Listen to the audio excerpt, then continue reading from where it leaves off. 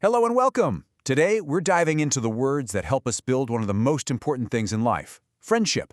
So let's jump right in. It's a question we've all asked ourselves, right? Whether you're in a new city, starting a new job, or you just want to meet new people. That first moment, it can feel kind of scary. But the answer is way simpler than you might think. Yep, that's it.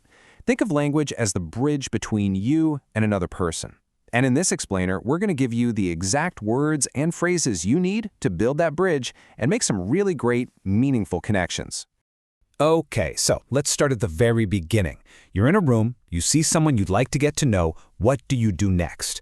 This is all about making that first contact. Friendships don't just happen overnight. They kind of grow in stages.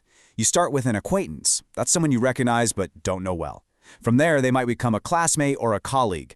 And if you connect more, they become a friend, and maybe, just maybe, a close or best friend. And every single step is built on conversation. So for that awkward first moment, there's a perfect phrase: to break the ice. It's all about doing something, anything, to shatter that silence and make everyone feel a little more comfortable.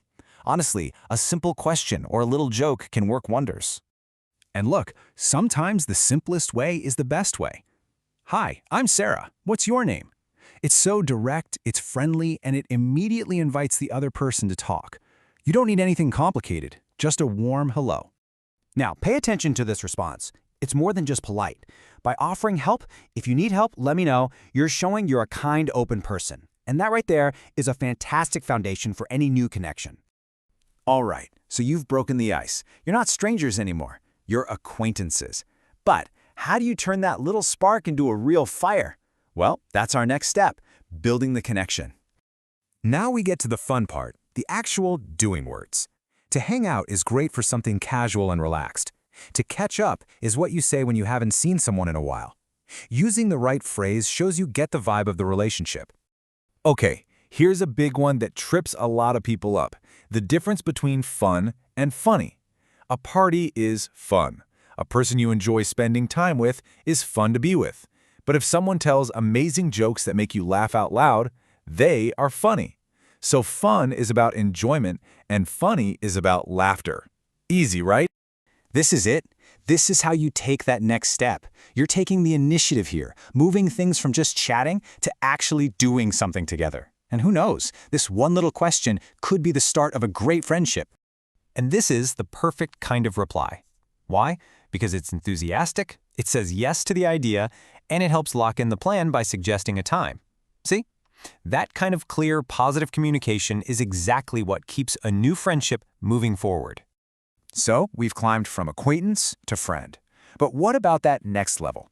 You know those deep, super strong bonds with the people we call our best friends, our besties? This takes a totally different kind of language, one built on trust and real commitment. First up, the number one pillar, support. This is about being there for someone, not just when things are great, but especially when they're tough. It's knowing someone's got your back, cheering you on, and saying, hey, you can do this. Next, and this one's huge, is trust. Trust means you can share anything, your thoughts, your secrets, whatever, and you know it's safe with them. A friend you can trust is someone you can be 100% yourself with, no judgment. And finally, being able to rely on someone. This is all about dependability. Can you count on them to show up? A reliable friend is someone who does what they say they'll do.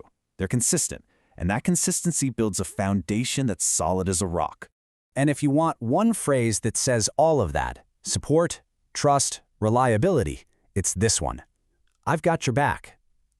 It's not just a saying, it's a promise. It means I'm here for you, I'll defend you, you can count on me no matter what. It's one of the most powerful things you can ever say to a friend. So, what does a best friend look like when you put it all together? Well, they're loyal and trustworthy, so your secrets are safe. They're caring and supportive, so they always show up. And they're honest, even when the truth is hard. These aren't just words, they're actions. They're what define our most important connections. But look, let's be real. No relationship is perfect all the time. Friendships have ups and downs. So, it's just as important to have the right words for the tough times as it is for the good ones. Sometimes friendships end, and it's helpful to know they can end in different ways. To fall out with someone is usually sudden. Maybe a big argument happens, and that's it. But to drift apart is much slower. It's quieter. People move, lives change, and you just slowly lose that connection. Which really brings up the effort that friendships need, right? You have to choose to stay in touch, send those texts, make those calls. The opposite is to lose touch, which just kind of happens if nobody puts in the work. The key thing to remember is that connection is an active choice. So, as we start to wrap this up, let's just remember this one thing. From that very first hello to a comforting "I've got your back," every single stage of a friendship is built and kept alive by the words we choose. And really, this is the goal, isn't it? To get to a place where you can say this and feel it in your bones. This sentence is so much more than just words.